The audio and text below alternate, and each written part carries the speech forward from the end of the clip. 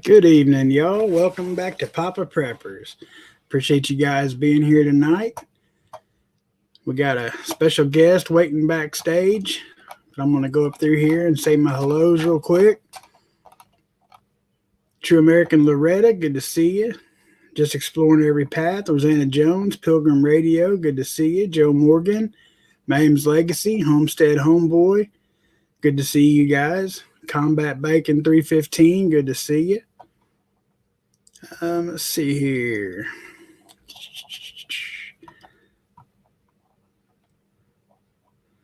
Jeep Girl, good to see you. I hope you're feeling well today. Carrie, good to see you. Thank you for being here. Zane, Flow Grown, good to see you guys. East Kentucky, good to see you. Let's see here. Rosanna Jones, good to see you. Big German, good to see you. Thank you for being here. I appreciate it. I think that almost catches me up. Donna Southwood, good to see you. D9 from Texas, good to see you. Potato really dropped the... Oh, yeah, he did. Hey, Obam F Spike, if I said that right. Thank you, man. I appreciate you being here. You got some really cool videos over there, dude. 2A guy, good to see you. Thank you for being here. I appreciate it. All right, guys, I'm going to go ahead and bring our guest in. Some of you might know him. I mean, he's not real popular, but he's in and out of chat a lot. So try to make him feel welcome. All right. What's up, brother? What's going on, Al? They're pretty like, what? I'm still a little fella at this YouTube stuff. There we go. That's better. Hey, Widgets World, Diabetic Prepper, good to see you. Tiger 454, Cherry Leach, Angie Morris. Good to see you guys. What's going on, chat? Man, it's Tiger. What's up? It froze for a second. Oh, yeah, I might be. Hey, technology, man. What you been up to? Oh, just living the dream, man. Oh, I hear you. 100%. I'm out here in the People's Republic of Hutch. No rules, no restrictions. I need to move to a place like that. Everybody needs to. Figure 5 acres can literally change somebody's life. You know what I mean? Yep. And there's more than enough land to go around for people to do it. There is. I did see that, Coral, just right before Israel bombed Damascus. Yeah. It's heating up, man. It's getting serious. There's too much stuff going on. And it's all at once. Like every corner, every state, there's something going on everywhere. I mean, everywhere. 3 bombing threats in one day, all different states. Just that's like, why go ahead. What do you pay attention to and what do you not? The one time you don't pay attention, you're going to have somebody knocking on your door. We're here to administer a shot. Oh, yeah. Wrong answer, Scooter.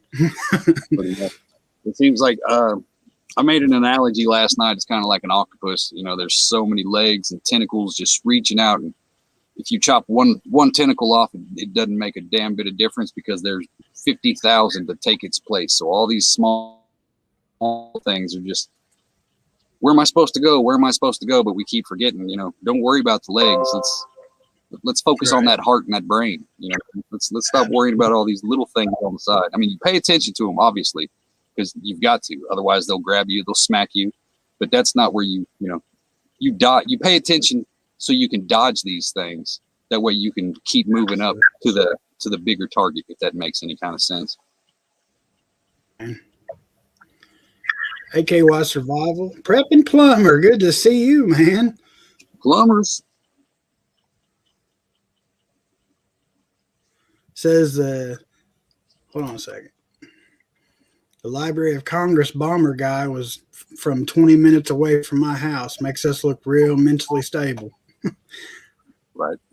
Well, I'm not sure that whole thing wasn't fabricated, in my own opinion, just for that reason, just to make us look that way.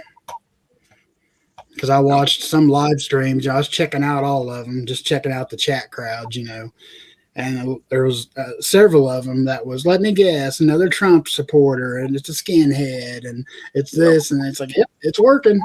That's exactly what they want. It's like I was listening to somebody the other day who made the analogy. I can't remember who it was, but it was basically, or he said a whole bunch of things, but it was basically, if this guy was talking to his friend and was like, hey, you remember that time I knocked that guy out 20 years ago and I hit him and his eyeball fell out of his head? He was like, you remember that? And, that's the story he's going with. And his friend's sitting there like, no, I remember you, kicking his shoe when he passed out drunk. And then we went home. He was like, no, man, I remember I hit him in his eye. Like people tell that lie to themselves so many times that it becomes the truth. And it's literally impossible to try to get through their own mental block of being, oh yeah, I did, fabricate some things. And it starts with the tiniest little thing. It's like if that's, say, the instance where that's all he was he kicked the guy's shoe and walked off. 2 days later, the instance is I cussed this guy out, then I kicked his shoe, then I walked off. 2 days later, it's I pushed him down, I cussed him out, and I walked off. Just every little thing just keeps adding up until you get to a point that you've been telling this lie for so long, it's reality.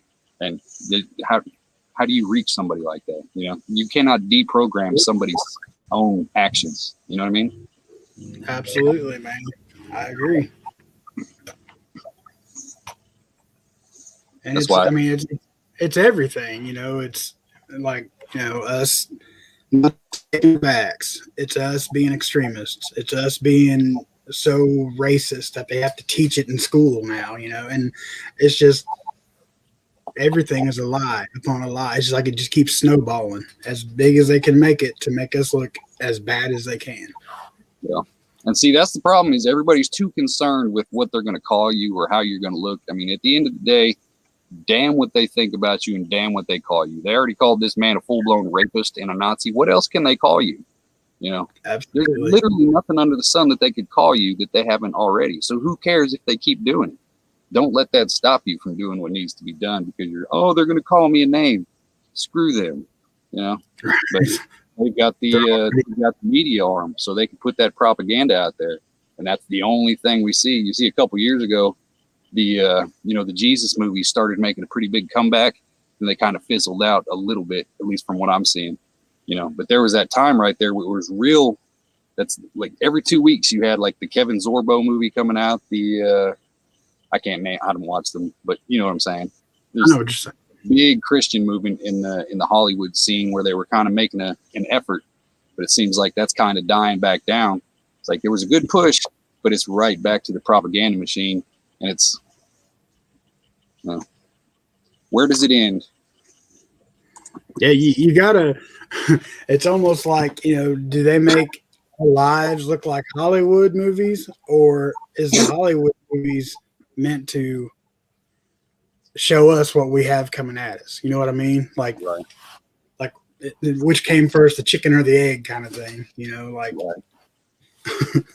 Well, see, like if you look at it, you can tell that entire generation, at least the generation under me, my generation, I'm 39, and the generations after me who were babysat by the TV are the same people who think that the gangster movies will teach you gun safety and gun control. You know what I mean? You can tell, like, by the way a person holds a gun, you could tell, okay, you watch too much damn TV. And it's the same thing with almost every other aspect of life. You're like, you're over dramatizing this. This ain't no damn soap opera. This ain't a game show. This ain't a movie. And people they're having a hard time dialing in that distinction between fabrication and reality. And it's all merged so much now that I honestly don't think there's a way to go back unless you shut everything down and let those who are going to suffer just to get over it. It's like a heroin addiction. Sometimes you just got to strap them to the damn bed and be like, deal with it. I'll see you in 2 weeks. You know what I mean? It's absolutely detoxify from all the stupidity and all the propaganda. So what do you think about our fearless leaver? Well, that's exactly what he did. Our fearless leader taking off. And like yesterday, I honestly wasn't surprised by it at all. Like, there's literally nothing they could do that could surprise me right now. You know, if they had a whole bunch of prostitutes in the White House, I would not be surprised. If they found drugs in the White House, I would not be surprised. If somebody got accused of murder in the White House or nothing they do surprises me anymore. You know, you get to a certain point to where you can expect a coward and an incompetent fool to be a coward and an incompetent fool. You know, you can't really be surprised. You know what I mean? And now even like CNN, New York Times, I mean, even though the Democratic Party, they're jumping on him. You know, like, we want answers now. And I'm wondering, is that part of the show? Or is that like, well, they're finally going to, you know, give him the boot and Kamala or Kamala, whatever, is going to step up, and that's when it'll really hit. See, that's how I was kind of looking at it. Like, I'll go down a rabbit hole every once in a while, but I keep a rope tied to my foot. You know what I mean? I'm not gonna get stuck in that shit. But I'll entertain everything, but I won't take in everything, if that makes sense. You know, absolutely. I know, like, an idea pops into my head and I'm like, oh, that's batshit crazy, it'll never happen. I still like to explore it just to press my imagination, because you never know. You know, if you find something over here on the bullshit side, you can still take a little bit from that might open something up on the, oh, okay, now this makes sense over here if you do this. You know, it's all mental games. But I look at it, it's to the point now to where if they got to, just out of spite, they don't want to do the 25th Amendment. They were like, no, see, he was competent the whole time. There wasn't nothing wrong with him. You know, he wasn't senile or none of this. He was just a shitty president. So that's why we had to get rid of him, because he botched this thing. It's not because he's mentally unfit. It's because he botched this. Right. You know, whether it's a spite thing, like, see, he's fine, or, you know, it's like the octopus. That's just another option to where if it doesn't work on this side, they've got this as a backup. And I'm pretty sure there's eventually going to be more things that can be thrown in there that are, you know, just to that level. That way, no matter what, if one falls through, they've still got other things to fall back on and be like, okay, you got to go because of X, Y, and Z. You know what I mean? All these, you know, it's all about options and optics, man. That's all it is. Absolutely. Big illusion. Hold on a second. Stuff falling over here.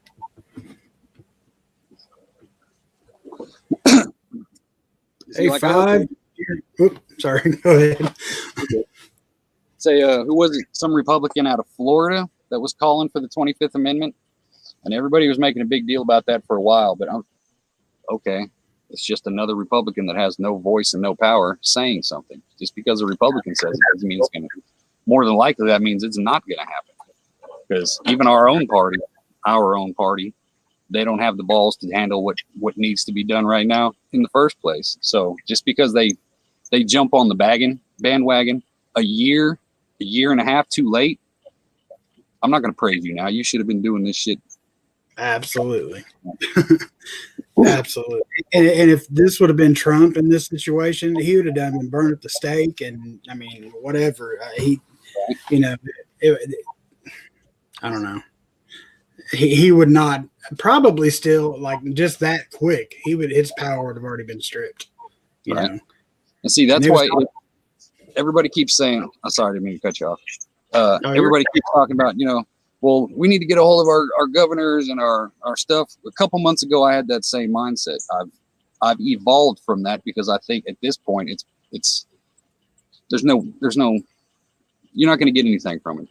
It's a zero-sum game, in my opinion. Y'all can believe differently. That's fine. I'm just saying, from where I'm sitting, that's how I see it. This whole system is basically, so many conservatives spent the last 4 years acting like they wanted to be part of the mission. But as soon as that power shifted, everything went right back to the status quo. You see, even the way that they tried to talk bad to the Democrats or threaten them is still coming off weaker than it did before Trump. So it's like, okay, we've got to show that we've still got some kind of heart, but yet at the same time, we're going to go softer than we ever have. You know what I mean? Like instead of 300 of us standing up, it's only going to be like 4. You know, it's Right. the whole system is messed up. They stole the election. I'm sorry, I don't know if I'm allowed to say that or not, but Absolutely. Go ahead. we expect the same people who allowed them to steal it to come in and be our saviors. It makes no sense to me. You know, No. if they really had the power to do something, it would have been done January 5th, January 6th, somewhere around then. They could have stood up then and be like, no, we're not going to do this. Now they want to wait a year, 2 years after the fact. I guarantee you come midterms next year, it's going to be one giant pandering party, and not a damn thing's going to change, but we're still going to have our freedoms and our stuff restricted and taken from us because they want to compromise. You know, they start, we want $1 million. Republicans are like, no, we'll give you 100,000. They're like, well, fine, we'll take 800,000 and leave you alone. Republicans, okay, that'll work. You know, it's Right. we keep giving up, but we never take anything back. They don't know how to negotiate. I'm tired of these people who have literally never had a struggle in their life, never had a job outside of the, you know, the public service realm, to sit here and try to justify and tell me how they can make my life better when they've never actually had a struggle to think about how to, you know, navigate your actual life. You know, we're a board game to them. That's all we are, is a Monopoly game to these people. You're frozen. Or you froze on my end anyway. Yeah, because I mean, you know, they've been politicians for 50 years. Their daddies were politicians. Their daddies were politicians. I mean, you're absolutely right. They don't know what it's like to get out and have to actually work every day. You know, their extent of working is, you know, bending over to tie their shoes, you know, going to work. And they have no idea what's best for us. None of them do. I mean, even, you know, Trump, you know, he wasn't the typical politician, but I mean, I'm sure he is now, you know, because he felt what it's like to be a politician. You know, he got majorly reamed, and now he's like, you know, the good guy, businessman persona. You know, it's probably over with, but right. And see, that's the thing. A lot of people, even in our own community, I'll say it, there's a giant majority of sheep in our own community, in the prep community, in the conservative community. Nuance behind it, I'm not going to get into because I'll start hurting people's feelings. But there is a lot of sheep in our own crowd that believe the exact same thing the other side does, but they're just stuck on that. Oh, I'm on this side, you're on that side. You know, but it's the exact same sentiment, and it's hard to navigate through the people who will actually stand up and fight for the country, whether it be verbally, physically, you know, all the different options, what it means to actually stand up for the country. There's so many mixed in to the crowd that it's hard to find the ones who will do that, because a lot of these people, they just want to follow. A lot of people want to do the armchair quarterback shit and not actually put in the work to make it better.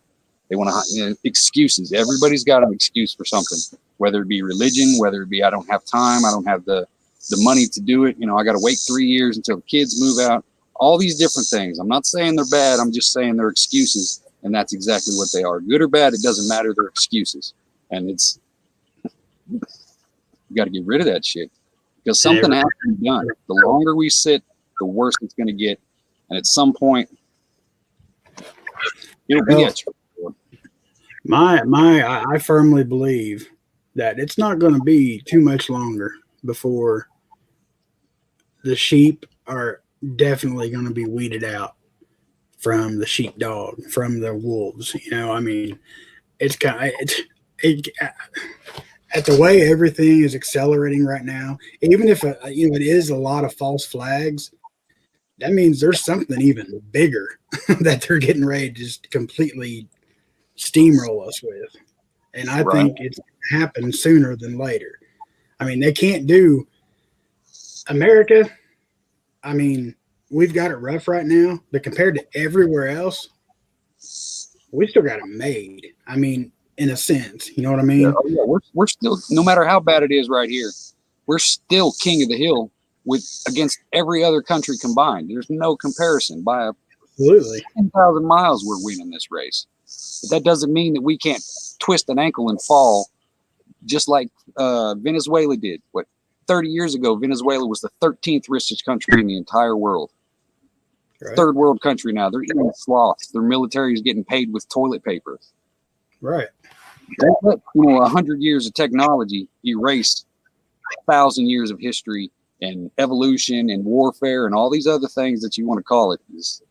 Don't let that comfort get your ass whooped, is what I'm saying, And that's exactly what's happening, and I think because, they've been slowly doing this for years, and it's just like, we'll take this little bit, nobody's going to complain over this little bit, and then we'll take this little bit next year, and then the year after that, we'll just, to where we're at now with, like, the world's collapsing. When did this start happening? And if you look at it like, I think it's too late to go back. I mean, I really do. There's just too much happening everywhere to go back. Right. And it's like, you look at it like a court case, or anybody who's watched Law and Order or any kind of, judge show or anything like that. You'll see that they, whenever they're trying to present a new case or they're trying to win an argument, they cite a different case, no matter what state it's from. They say it's Harvey versus Blackwell, blah, blah, blah, all this other stuff. Because as soon as one case gets found to where it's acceptable, then that sets the precedent no matter where at in the country. And people don't realize that just because they pass stupid laws in California and you're in, Missouri, doesn't mean that those laws aren't going to affect me if I get into a situation to where they can cite something that was accepted from California. And I get a judge, it's like, oh, okay, they accepted it, so it must be good here. That's exactly it. That's literally how it happens, and nobody pays any attention because you don't know about these things until you're charged with these things, or or somebody is involved with this kind of situation. And that's where the long game comes in. They made it to where back in the day they used to tell you, tell your kids, you can be president, you can be an astronaut. Well, Trump showed us that you can't be president if you're a regular person. For one thing, you could never afford to even run to be president. And then things are like, you can be an astronaut. Okay, well, there is no space program. The whole foundation of you can be anything has literally just been chopped. It's like, no, this is where you stop. There is no line past this. This is where you go. You can't be no astronaut because there's no space program. You can't be president because you're not one of us. They've stopped the American dream right there. And they limit you, saying. Absolutely right. I agree. Let me look over here real quick. We had some folks come in. Let's see. OFC Nation, good to see you. Thank you for being here. Kim's Farm Life, Paul Outdoors, good to see you guys. Cat Lady, good to see you. Ruben, thank you for being here.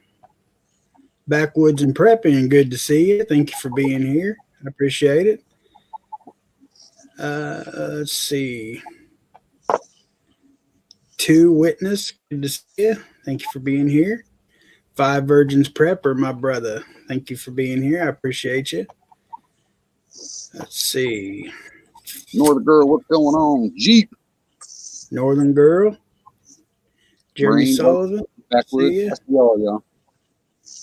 Brenda, good to see you guys. So did you see where the Taliban is already confiscating all of the Afghans' weapons and says they don't need them anymore? And what do you think about that? Well, what do you think about the whole Taliban situation in general? Do you think it's just my bad? Say it again. I was just saying hi to Stars. I think if we've been going around for the last couple of years saying that we squashed out the Taliban and ISIS and all these other sons of bitches, then how come so many of them jumped up literally so quick overnight? It makes no sense to me. Just another thing we've been lied to about. They want to tell you there's an invisible enemy to start the whole damn thing. And then they want to tell you that the enemy's dead to pull out.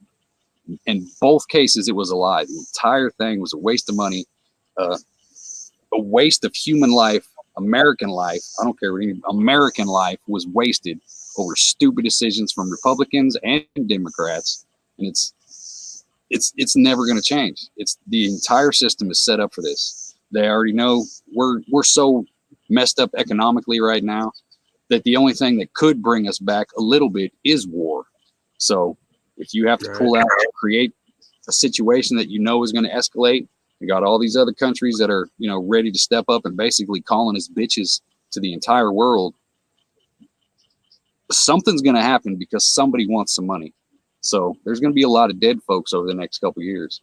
So it's whether it's in the Middle East, whether it's in the, you know, Europe, whether it's in Asia, somewhere it's going to get stupid. And chances are, if you're a fan of history, it's going to be the whole damn world at one time. I agree with you, OFC. Good excuse to bring 100,000 Afghan soldiers loyal to the U.S. government to American soil to do their bidding. Absolutely. Yeah, that's a lot of the Afghans bowed down as soon as they seen them. Like, I watched a video the other day to where they were training them to do jumping jacks. Like, you have an entire group of men that you're training for army training that cannot coordinate a jumping jack. How is this the culture? Like, we've been training these people for years, and they still do shit 0.1% right. It makes no sense. Like, why keep? And how many billions did we spend? Like 80 billion, I think, something like that. Set them up with all what they know about. That's not counting the billions that we got from Saddam. That's not counting, you know, the hundreds of millions that we got from Bin Laden's people. You know, all this money that we've spent publicly is probably nothing compared to what they've spent that they have not told us about. And it makes no damn sense. And at the end of the day, we still come home empty-handed with a loss. It's exactly like Vietnam, except the soldiers ain't getting spit on now when they come home. But it's, you know, the sentiment is exactly the same. Absolutely. All bull. It's the dinner parties, the meat and brown paper bags that causes Afghanistan situation this last week. Pawns are the people who were put there. I agree with that. Hey, Northeast Rebel, good to see you. CC Collins, good to see you. Hutch, a lot of Afghan military bowed out and swapped sides. Yeah, that's what got me on that kick. You know, these people didn't care about defending their country. It was like, I've seen so many reports from soldiers who said that they were in the, you know, the foxhole or whatever they want to call it, and they've literally got to smack the guy to be like, dude, we're in a firefight. Stand up and do it. You know, to where they've had to have their guns taken from them. So, you know, and they're just sitting there. And it's almost like, okay, do you not want to fight, period? Do you not want to fight against your own people? You know, what is it that's making you so damn timid to defend what's supposed to be yours? But yet at the same time, we're like, hey, if you're scared, if you're a fighting age, if you can actually defend your country, if you've got the numbers to defend your country, why are we bringing you in here knowing that you won't die for your own country? Why the hell would you die for this country? It makes no sense. Absolutely. Absolutely. Hey, Mojo Man. What's he say there? Well, you know the government always lying about stuff, never telling us the truth. I wonder why they don't understand. We mistrust them. Yeah. It's not like they don't give a reason, man. They live in that bubble. Could be the World War III. I believe that could be right, 5. Because it's like everybody is now sending aid over there to get all those people out. I mean, what's going to happen when all those forces clash, you know? I don't know. A and a W, good to see you. LG Homestead, good to see you.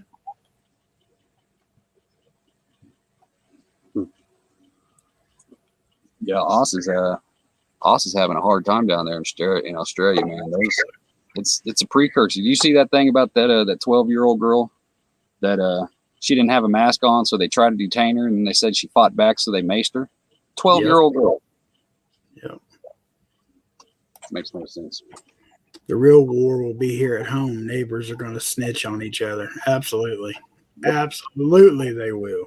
10,000. And it'll be for everything. It'll be, I mean, the least little thing, you know, stockpiling food, not being vaccinated, having firearms, so whatever you can think of, it's coming. Hell, you already see the amount of Karens there are now that think they're entitled to something. You know, you just go on YouTube and punch in Karen, and you'll see 10 million damn videos about entitled people. You know, you can't fish here, you can't ride your skateboard here. You know, like, I don't live anywhere near here, but I don't like the sound of your motorcycle, or I don't like you in this gas station. This, you know, and when it first started, that was a problem. You know, everybody was like, get rid of these people. But you notice as soon as something dramatic turns into a joke amongst comedians and Hollywood and the entertainment type, kind of like the Harvey Weinstein thing. Everybody knew he was out there raping those chicks, but it was a running joke. As soon as you apply comedy to something, you take away the seriousness of it. So if they get you ingrained to where, like, okay, every time I see this person overstepping where she should be getting her jaw broke, we're just going to laugh and be like, oh, it's a Karen. And it's literally taken over the entire world. And it's not just with the Karens. It's literally with every single thing that people do bad. So much so, look at Chicago. Gun violence is so bad, but yet you listen to any comedian, you know, and it's a running joke. It's funny how many people die in Chicago. You know, everything's made so lighthearted that it has no meaning anymore. It's And it's like that across the board on everything. I mean, right down to our president. I mean, everybody knows he's completely incompetent, and it is a running joke anytime you talk about it. You know, I mean, I'm just as bad at it. You know, I make fun of him any chance I get. Well, see, no, that's the difference between making fun of somebody and then making it normalized. You know what I mean? Like, we're still in that window, and we've got legitimate reasons to make fun of this person.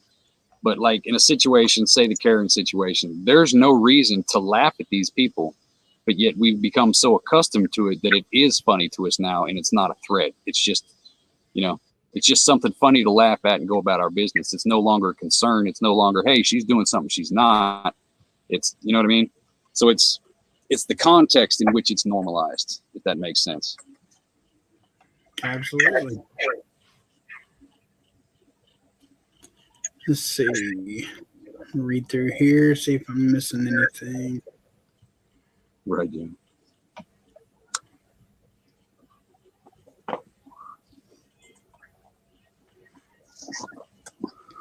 Hutch, some Karens are hot, Joe says.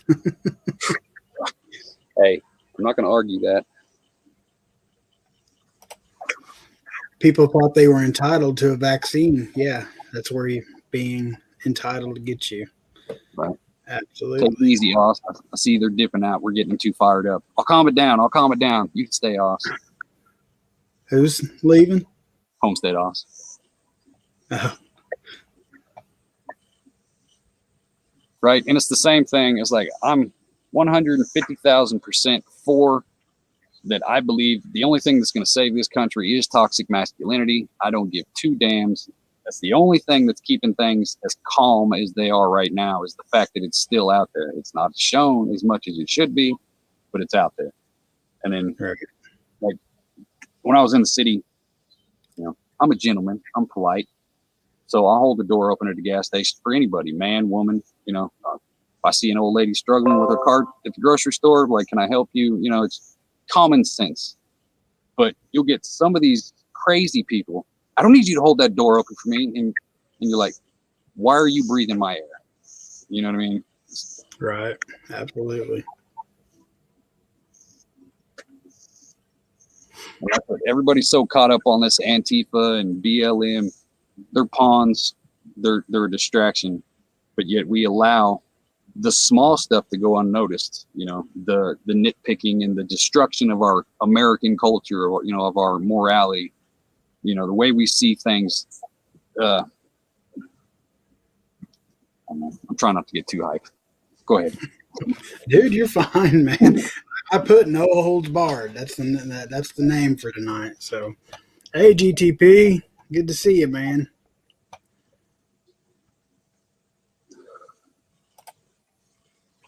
Everyone in USA uniform will cause confusion in firefight. Yeah. Absolutely.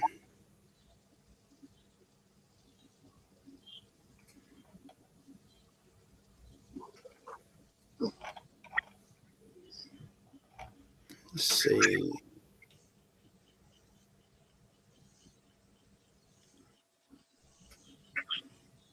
Who are you talking about, cat lady?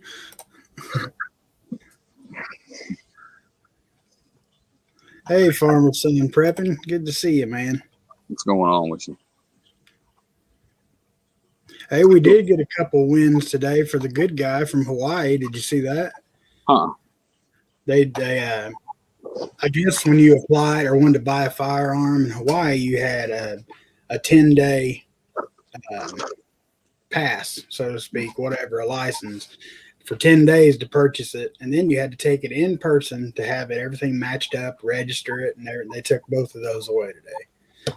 Like you can go in and buy one and you don't have to worry about going in person to have it all checked and registered. And so we did get a couple wins today. See, that's I'm so skeptical now that I'm like, okay, I see that as a win, but what did we lose in the long run? Because I guarantee there was something in the negotiation that we lost, something that we haven't heard about yet. You know, some kind of tax or somebody got some kind of payoff or something like that happened, in my opinion, anyway. That is true.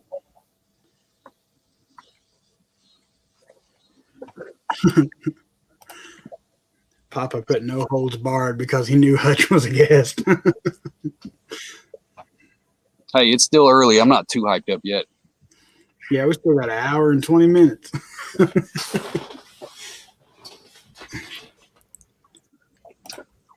And I'm only smoking cigarettes, so I'm still lucid, y'all.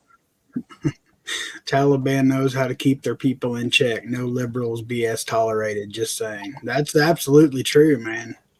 I mean, they will put one of their own in the ground quicker than anything, just for nonsense. I mean, I seen where they was right before I went live. I was watching some stuff on the phone, and they had a dead Afghani soldier dragging him through the streets, just carrying on and partying. I mean, dragging a dead body around the streets, man. I mean, who does that? Right. And that's East Kentucky. No, I'm a glass half full kind of guy. I am an ever optimist. I see the silver lining in literally everything. There's not one single bad thing that you could do to me where I would not find a silver lining in it at all. I'm just a realist. I can know that the glass is half full and still know that, you know, things are shit out there. You know what I mean? No, they're not.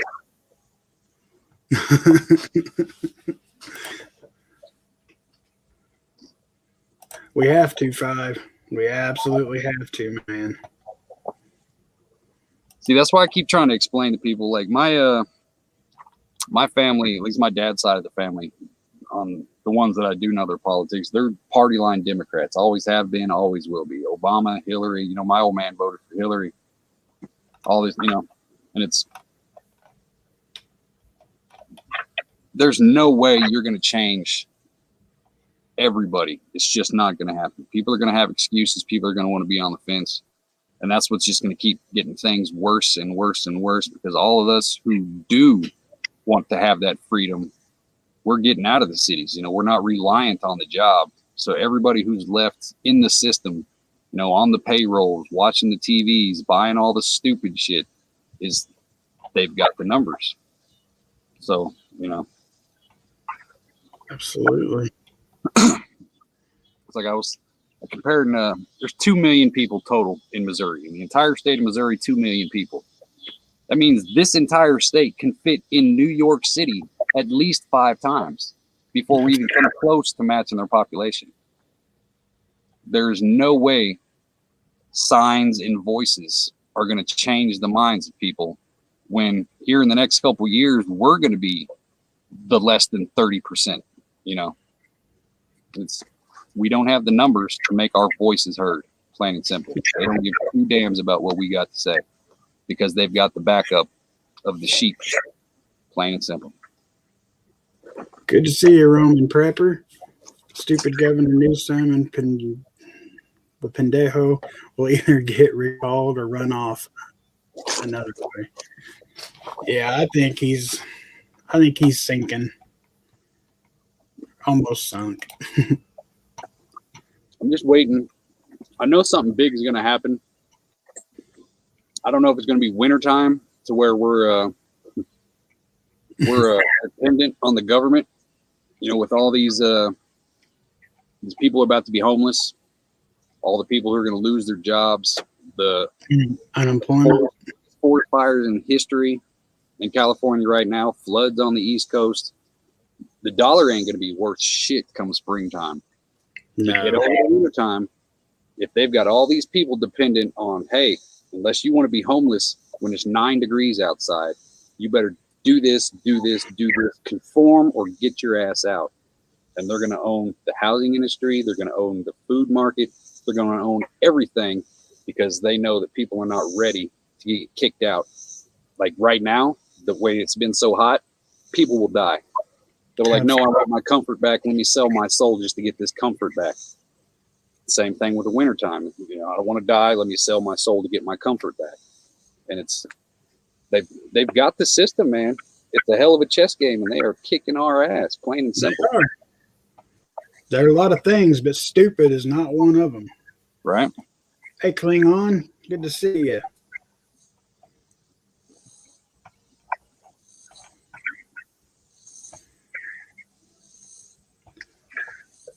Yeah, that creator we don't name had one thing right, and there will be lots of angry people who lost everything that have just enough to be armed. Right.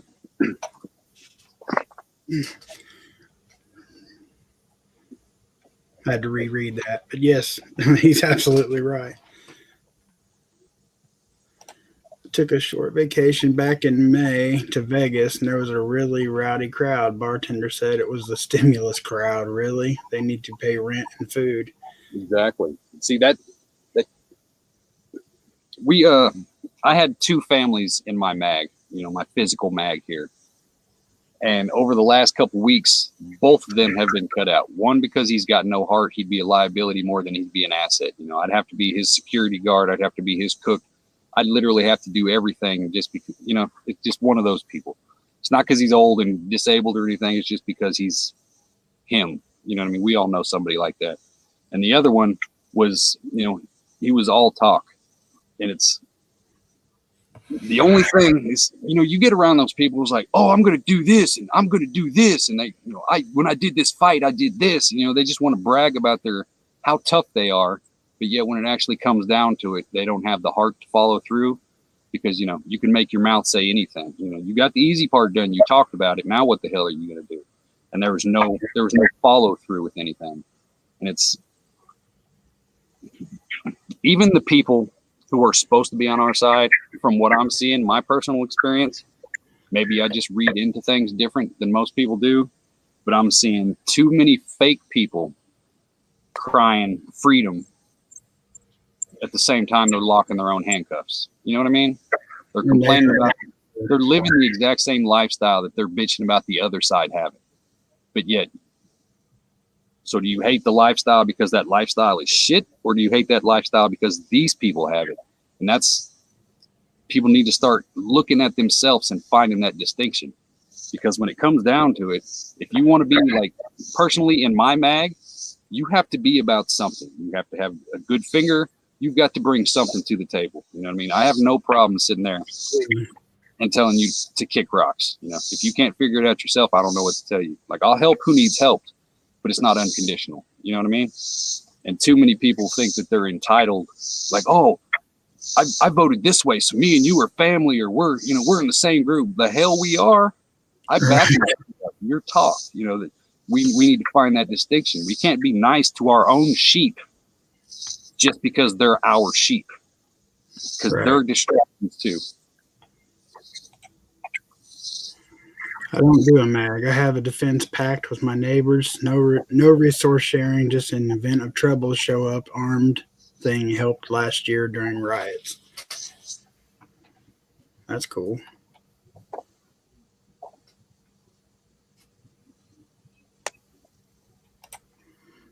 Remember, folks, our rights are endowed by our Creator. That's where our Constitution comes from. If they can get rid of that, it's completely over. Right. Absolutely, Watchman. See, like, for those of you guys who do know me, you know I'm not a big religious person. So I'm not shitting on anybody. But the distinction between somebody using religion as a shield or as a sword, I respect the hell out of that. But somebody who's using religion as a crutch, you're wasting everybody else's fucking time. You know, the good guy does not always win. That's just the way things go. This ain't no damn movie. The bad guy can win easy as shit. Whether you believe, like I said, don't get offended, y'all. But whether you think, okay, God's got this, we're gonna win because God's on our side, doesn't mean everything won't get burnt down and you won't die. Plain and simple. You've got to be ready for both sides of that coin. And that's absolutely right. I mean, I'll throw this at you. Even in the Bible, you know, the book of Revelation, the world is going to absolutely collapse. The bad guy is going to be in control, right. You know, for a long time. Or, well, you know, the last 7 years, you know, that's what it is. And that's why, you know, and myself included, I believe the end times are here because, I mean, it's everything that is so prophetic in the Bible is playing out, like almost word for word right in front of us, right? You know, and see, like, I read the Bible. I know the Bible. I know the Quran. I know, you know, Hindu, Hebrew, all of these different things. I'm not anti-God. I'm not anti-religion. I'm not anti-Christian. I'm not anti-anything. So, I mean, I see some of y'all, if you want to pray for me because you think I'm a heathen, go ahead. I'm just saying, from real life perspective, I look at the Bible the same way I look at the Farmer's Almanac or the same way I look at Nostradamus's writings. Right. Everything in there can and has came true in some way or fashion because it's literally history. That's all it is. You take the mysticism out of it, the Bible is exactly like a Farmer's Almanac, at least the way I see it. It's useful, but it's I don't use it as my, you know, it's not my daily thing. It's not my go-to for my morality. You know what I mean? If that makes sense. I get you.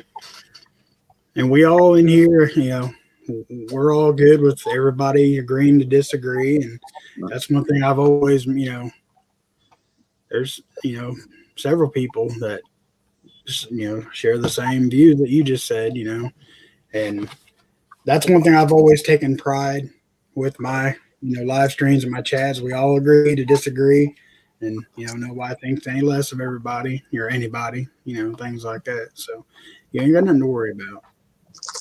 And yeah, we'll pray for you. I mean, hey, not because you're a heathen. I pray for everybody. Right.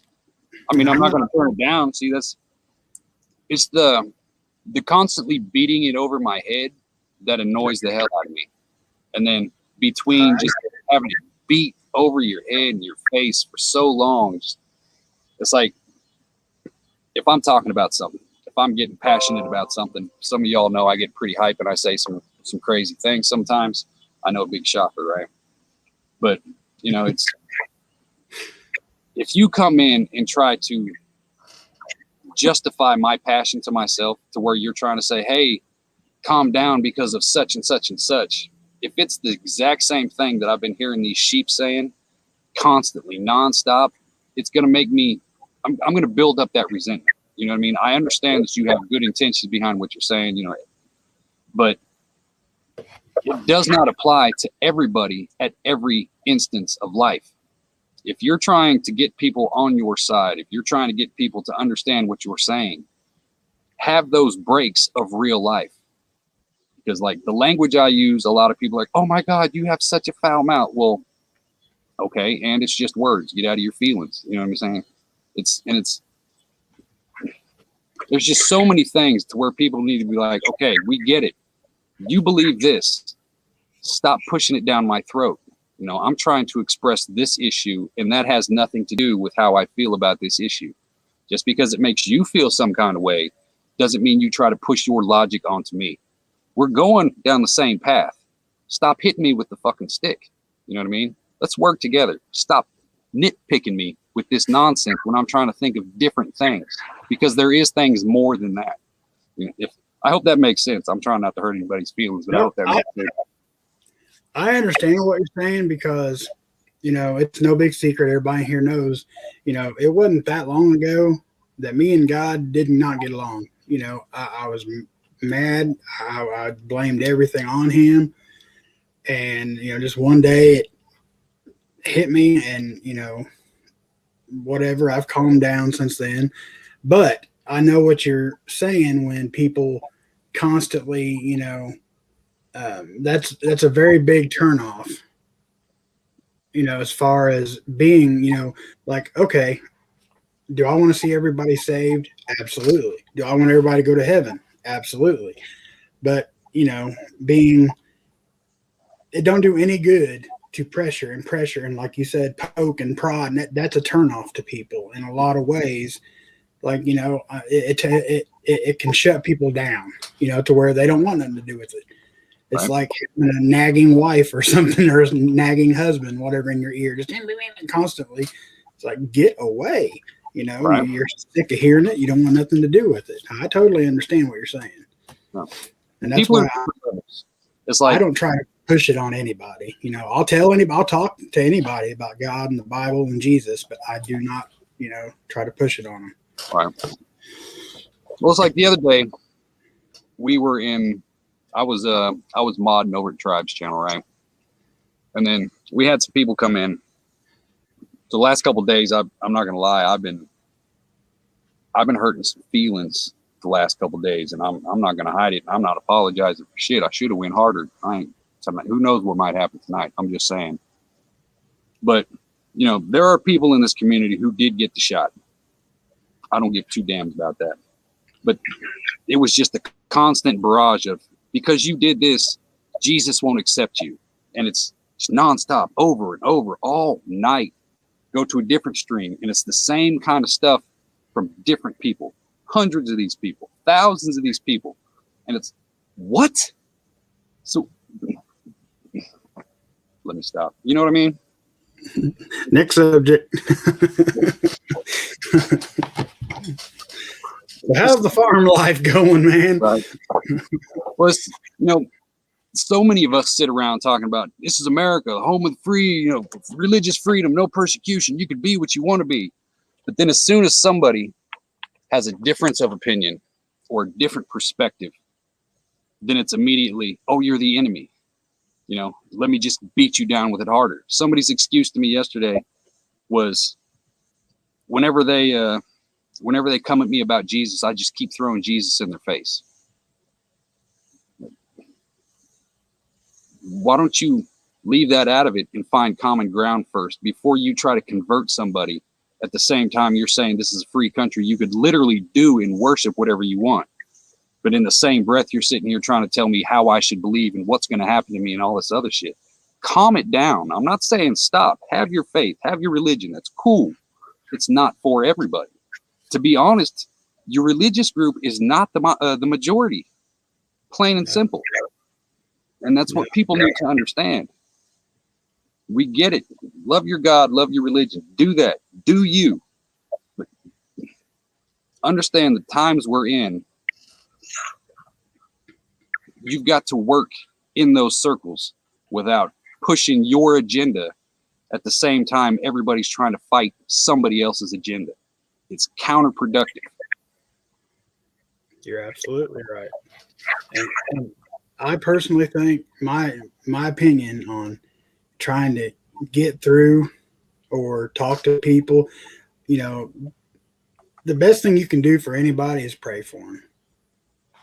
I mean, I hope you're not laughing at me. No, I'm laughing. So I'm being serious here. No, I'll stop the best thing, honestly, the best thing for me personally, I believe, is you just pray for somebody. You know, like just pray that, God reveals himself in an undeniable way to people, or, just whatever, because you can't. You're absolutely right. People that's not, devout religious folks. 'Cause I don't like, I don't, I, I can't stand organized religion. Lost sound. I had my Oh, you're I all had food delivered, and then the cat just did a cartwheel and face planted into the pump house. right. I hear what you're saying. I didn't mean to step on you. Oh, you're all right.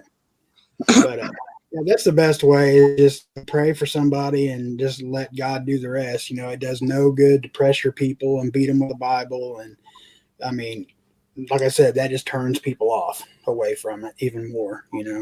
Right. See, Chris Pyatt, I hear what you're saying, bro. I hear what you're saying. Hold on, let me zoom back up. Say, personally, I think the way you live your life should speak about your life with Jesus. 100%. Be a representation of what you want to be, and then you don't have to sit there and nitpick everybody. Be the example, be the role model, and then some people pick up, oh, I like this characteristic. Oh, I like your morality. And let them come to you. You're there to plant the seed, not beat the shit out of the tree, Right. Let it grow. Now, see, this 5, he's my dude. He's taught me a lot. I understand you. See, y'all keep getting it confused and you're making assumptions. None of y'all, there's 2, maybe 3 people in this entire community who know what my actual religion is. Y'all making assumptions. You think just because I say these things that I don't believe in Jesus, I don't believe in the Trinity, y'all don't know nothing about me. I question everything and I speak what I speak. Just because I say I love pancakes doesn't mean I hate waffles. You know what I mean? So I'm not here to beat Joe with the Bible. No, don't beat him with the Bible. That would be a good live stream, though. Oh, I'd like to see. I froze again, didn't I?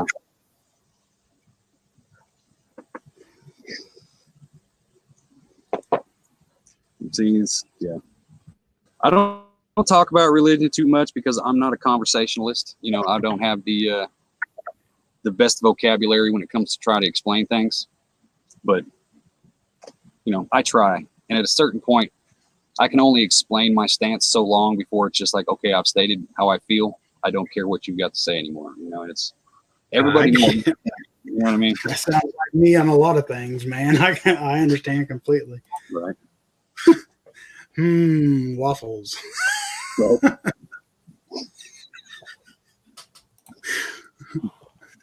Anyway, moving on.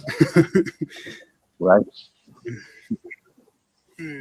So how is the greenhouse? And seriously, on a completely different note, how's everything else going? The greenhouse is doing great. I've lost a few things because the weather is weird. But overall, we're money issues right now, just the regular course of things. Every couple months, something seems to come around and kick us in the butt a little bit. But it's just regular life, man. Nothing new. Sometimes it's happy, sometimes it's sad.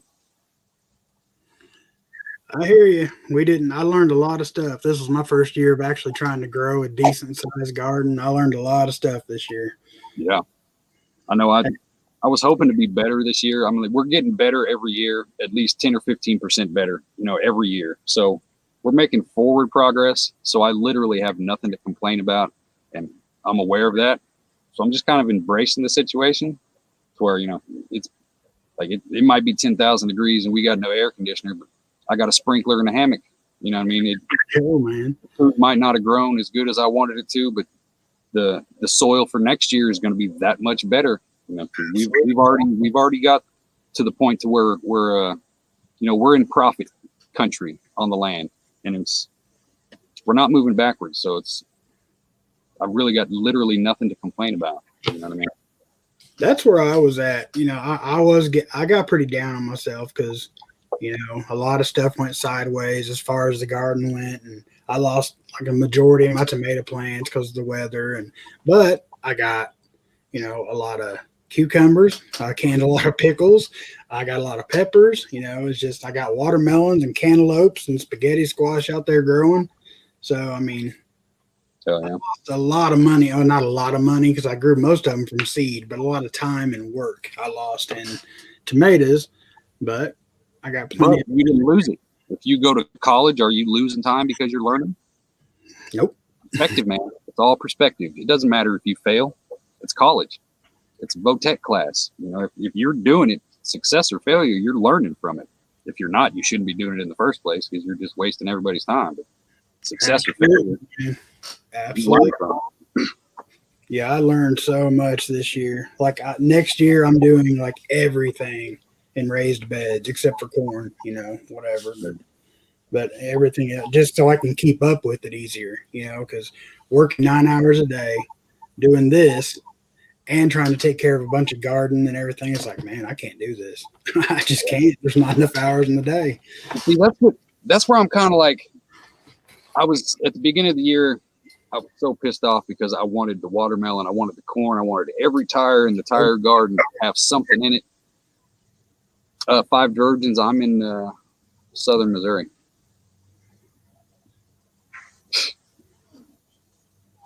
But you know, at the beginning of the year, we got the commie check.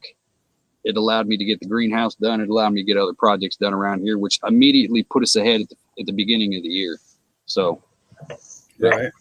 But I'm glad that I didn't go as big as I wanted to, because right now would be a nightmare. Like if I did all that with the corn and the I'd have nowhere to put it. I'd be losing so much, and it'd be so much of a nightmare to try to organize and get everything situated to where it can be used later, put up correctly, and all these other things. So I just look at it as like, okay, it just wasn't time for me to go that big yet, you know, baby step it. So that's kind of what I did. Glass half full. That's what I did. I bit off way too much this year. I mean, all in one year, I tried a big garden. I've started canning for the first time this year. I'm dehydrating for the very first time, and it's all going all right. I mean, I haven't had any failures yet, really, at canning or dehydrating, but well, hello, Mrs. Hutch. I've never seen her. Karen Miner, good to see you. But yeah, next year everything's definitely going in raised beds. Definitely be a big help.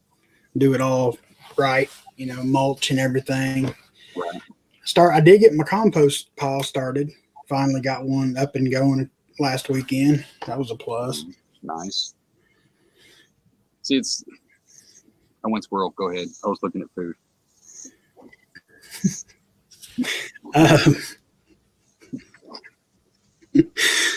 Well, I forget what I was going to say now. Oh, about the stimulus checks. That's where majority of mine went, was buying, like we bought a greenhouse, you know, one of the little cheap plastic green ones, like 15 feet long, which I would not suggest that to anybody because it's pretty evident after this year, all that's going to be good is the frame. Sorry. Oh, you're all right. I was just saying the store-bought greenhouse, you know, the green plastic kind of stuff. It's obvious after this year, all I'm going to have left is the frame. It's already like dry rotted and ripping. And see, that's what's good about it. If you go to the hardware store and just get you some of that, you know, 4 mil or 6 mil plastic, you could probably get 2 seasons out of that. And it's a cheaper alternative, because to do the greenhouse, all you really need is the frame. As long as you got the solid structure, then you know, $20 for a cover that's going to last you 2 years, you know. Right. Hey, Hava, good to see you. Richard Christopher, Matthew Kitchens, good to see you guys. Southern Patriots Association, good to see you. 5 says, Papa, I have rabbit poo for you. 5 he raises rabbits. Like any given time, he's got a freezer full of rabbits. Oh, yeah. That's the next project. I need 4 hinges. Which Lord willing, I'm going to have rabbits. Now, I'm not going to do it till next spring, but right. I am 4 hinges and 1 roll of chicken wire away from being able to have rabbits and chickens. So hopefully in September, if we can come up with a few bucks, that'll be the goal, and we'll have some rabbits and chickens over the fall. So I mean, it's something. Absolutely. I'm more of a meat eater than a vegetable eater anyway. So I'd rather have 10,000 chickens than 10,000 green beans. You know what I mean? Absolutely, man.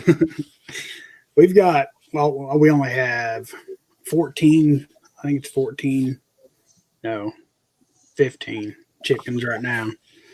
But I'm wanting to add more before winter, just in case. You never know.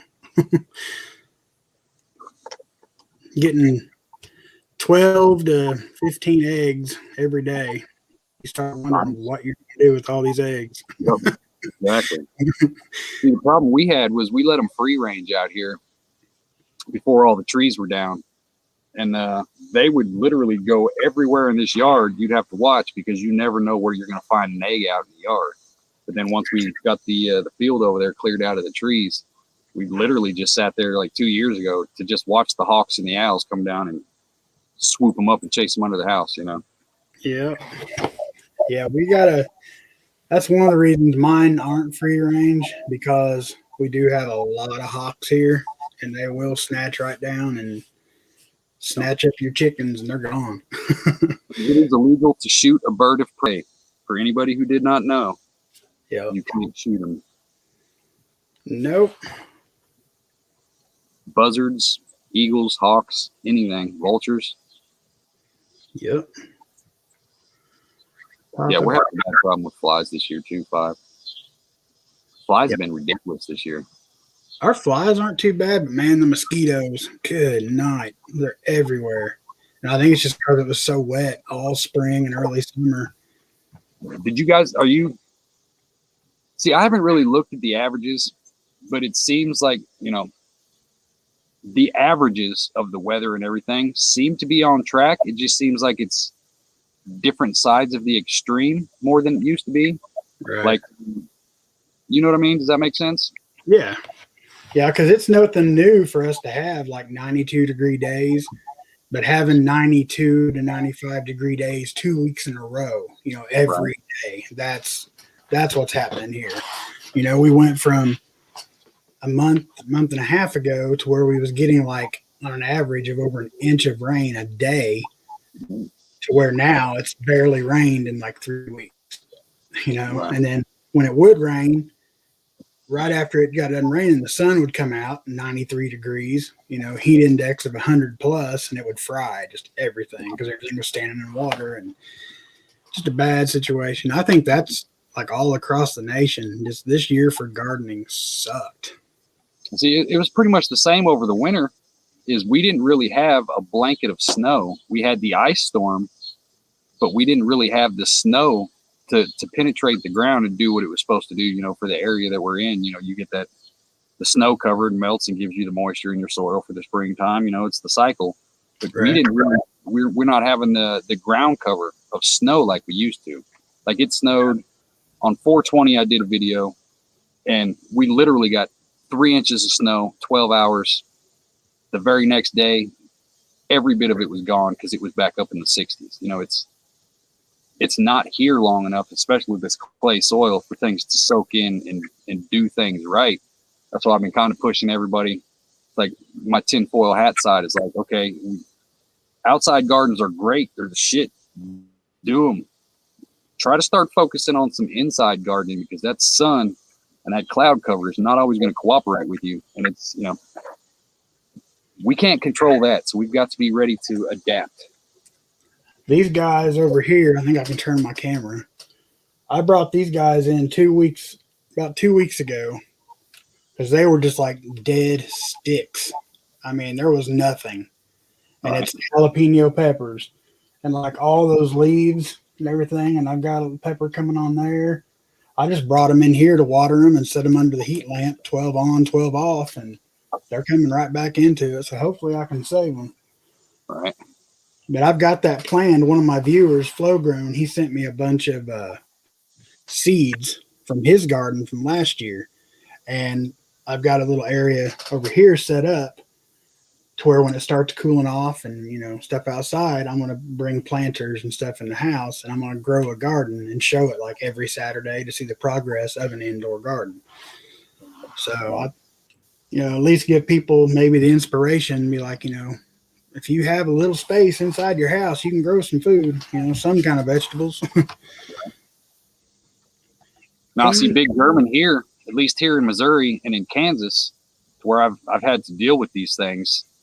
No, even if they're tearing up your entire flock of anything, the solution from the government is for me to buy a net and cover the chickens.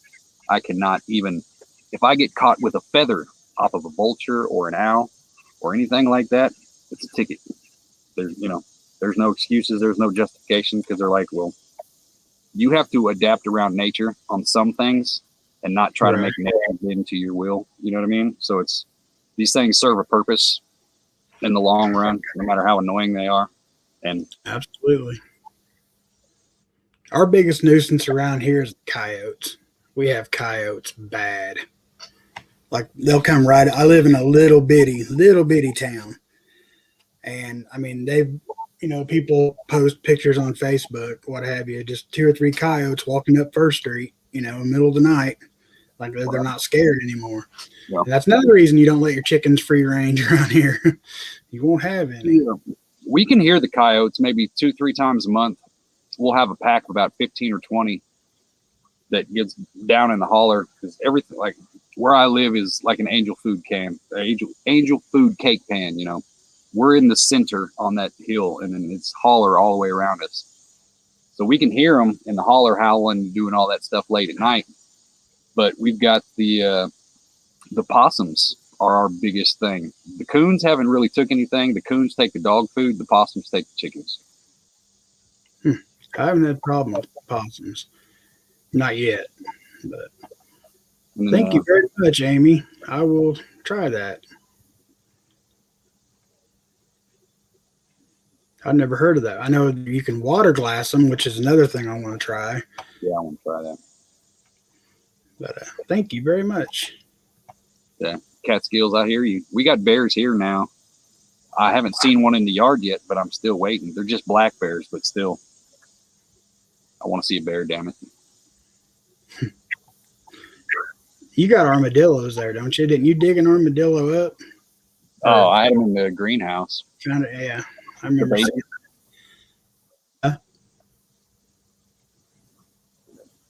Five said they got armadillos there.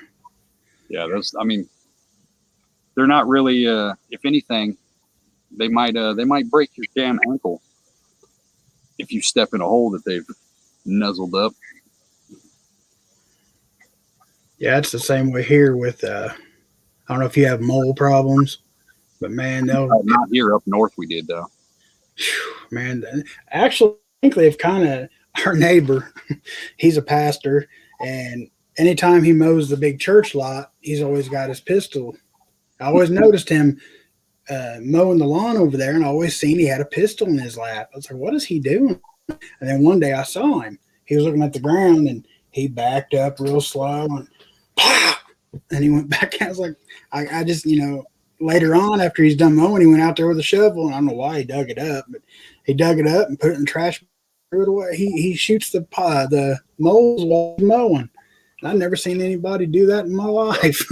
Right. Like, wait till you hit a water line, bub. Or gas main. That'd be good. Right. Hutch has fake deer and giant frogs on his property. Papa Prepper, don't tease him. Hey, I seen a Northern girl put up a short the other day where she basically took a picture of one of those archery deers that just sit there and don't move, and was like, stood back far enough, like, hey guys, look, I have real deer here. No, you don't. No, you don't.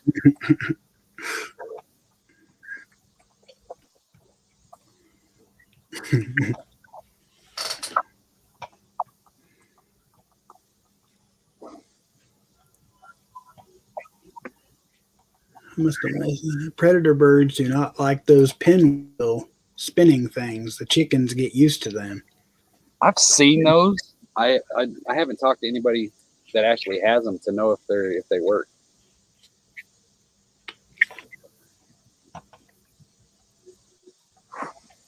We used to have when I was driving in the warehouse, they'd get those big plastic owls. Yeah. To try to scare the birds away and stuff like that. But you look up and you see like it's covered in bird poop and there's, nests around it still. So you're kind of like, I don't really think this works too well, Right. How dare you? I tried taking a picture of an armadillo the other night, but they are fast. I've never seen a live armadillo. I know when we drive to Florida, all the way down through Alabama, man, they're laying everywhere on the highways, everywhere.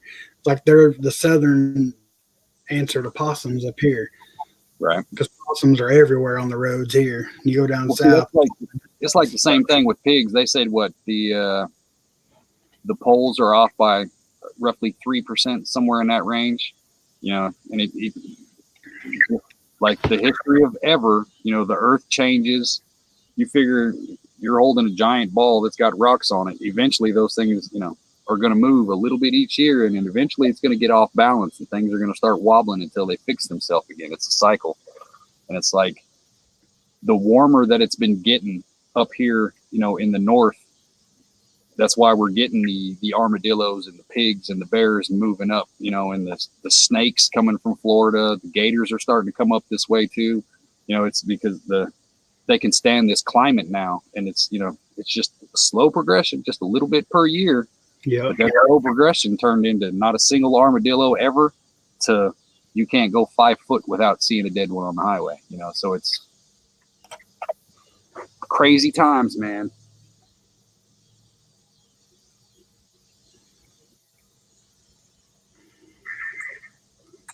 Yeah, my life is like I'm like a Disney princess. I can put my finger out and I froze. I froze, didn't I? I froze right. Said I was a Disney princess, huh? Joe wants to know where the Dillo helmets are at. I was actually thinking about doing that, man. But then I was like, I don't know how nasty they are.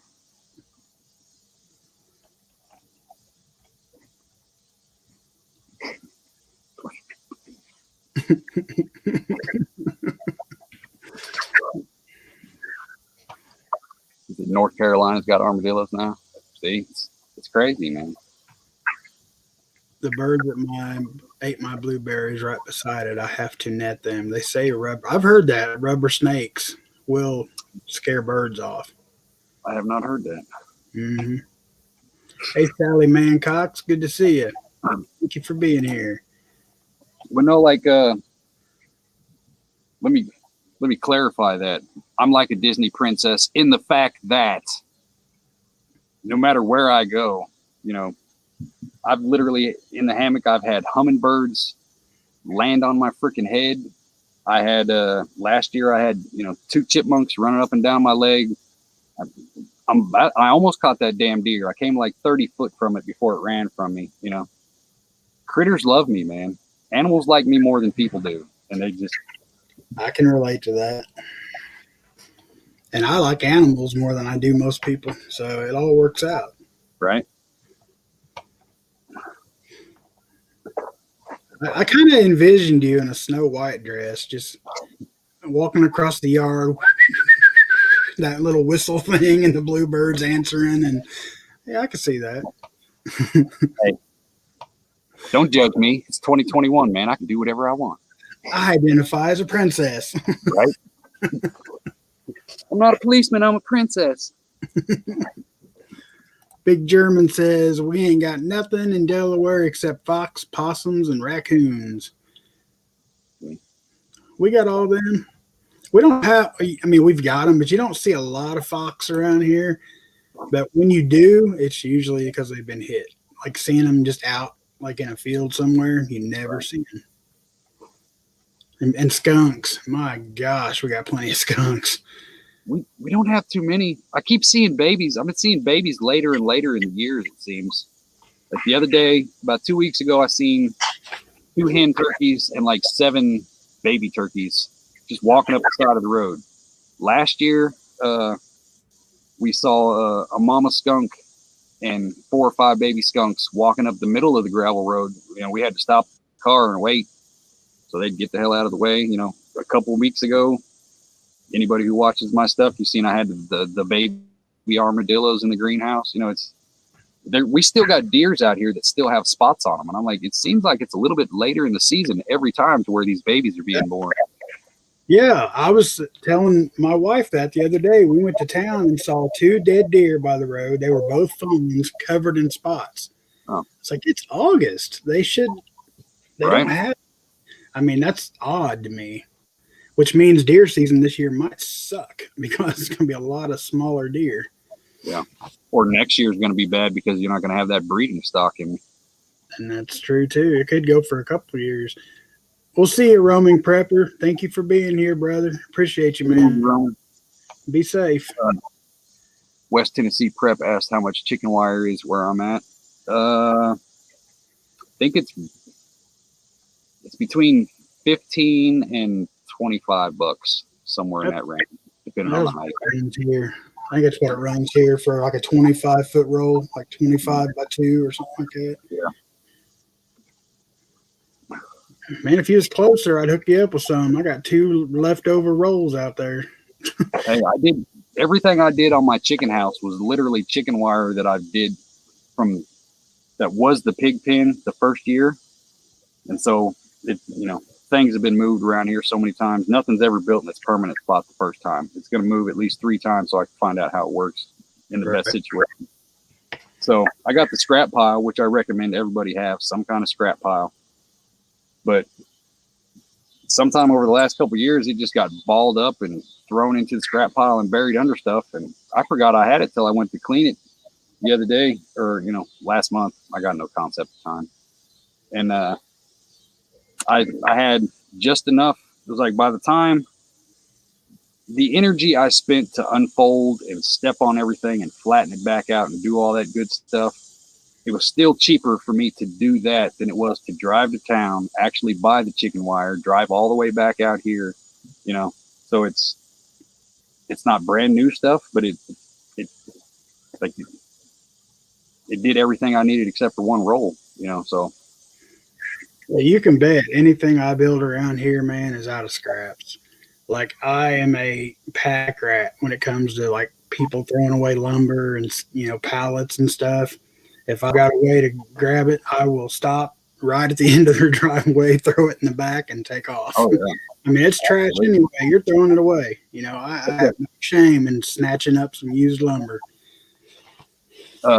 My wife used to get mad because we'd be going down, 65 highway, 13 highway, 4-lane, 6-lane highways. And if I see a bucket, 5-gallon bucket on the side of the road or a piece of lumber, like I don't care. Hit that shoulder and back this bitch up. We're grabbing that, $2, $3 items, 10, 15 of those a week adds up.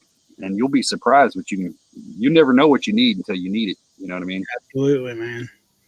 I'm that dude. I hold on. I mean, it's caused some heated discussions around here before, but man, I save everything: lumber, wire, PVC pipe, speaker wire. I'll cut the wire off the lamp before I throw it away. Right. Dude, I save anything that can be repurposed. I mean, and that's just how I grew up like that. Yeah, that's still got good use. You hold on to that. Right. It's just like I've got so much metal and wood over there that I've literally haven't had any use for the last 5 years.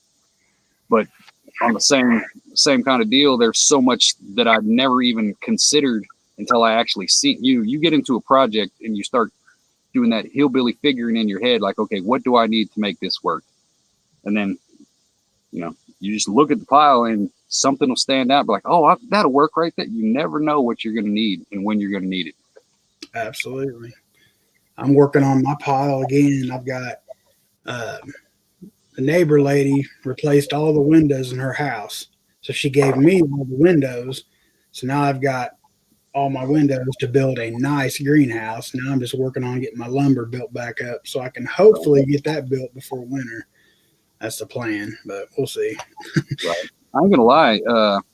The greenhouse that Maine's got, come tax time when they give me our money back, if they do, we're grabbing one of those up because I'm thinking because I want to have at least 3 greenhouses out here, but if I got the room for it, if I got room for 20, I'll go 20. I don't care. I want greenhouses, but right. I'm definitely going to look into that one that Maine's got. I already know exactly what I'm going to do with it. So the big one. Good to see you. I didn't see him come in. Yeah.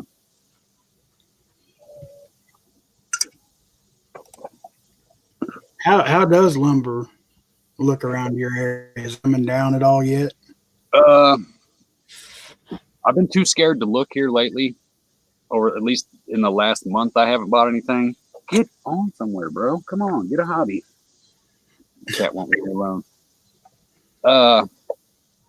In February, when I started building the greenhouse, a 20-foot 2x4 was $16. Last month, when I got the last of the wood, or with the last stimulus check, they were 21 and some change.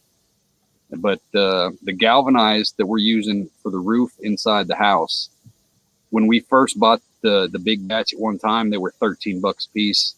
Now they're 17 and some change, just in 6 months time. So it kind of scared me away from even wanting to go to the lumberyard to even look. Right. I know at one point, a couple months ago, our 2x4s, just a regular stud, was almost $7 just for an 8-foot, untreated stud. Right. And we went the other day and they were down to like 5 something, I think. So it's come down a little bit, but it wasn't 2 or 3 years ago. They was like $250, $260 a piece. You know, it's insane. And everything just keeps burning. So I don't see it getting much better anytime soon. See, that's what's worrying me, is even if stuff is crazy expensive right now, most lumber from America comes from the West Coast, from the loggers and stuff out there. If all these trees, like literally the biggest forest fire in California history, all these things are destroyed, will there even be anything next year for people to get, Because you figure they're going to give Lowe's and Menards and Home Depot priority before they, give Jack's local hardware, the option. Right on. Yeah, I think a lot of people's learned a big lesson about the last year and a half. Like things we all took for granted at one point, or some point in time, you just assume things are going to be there, or you can always afford. It's like it's just a board. Who can't afford a board? Well, you usually don't ever just need a board. Right. Yeah, that's what, man, I was full blown, 2 inches from this dude's face trying to give him the logic. It's like, why are you complaining about one board going up $3? I was like, cause you dumb son of a bitch. If I need 100 boards, that's an extra couple $1,000. If I need 10 boards, that's an extra $60, $70. Who's got that to begin with? You know what I mean? I'm sure as hell don't. Absolutely. That's why people, they look at the smaller picture like, oh, it only went up 5 cents or it only went up $2. It's not going to hurt you. Well, it's not going to hurt you because you buy one at a time. When you're buying 20 or 30 at a time, it's hitting your bank account pretty damn hard. Yep.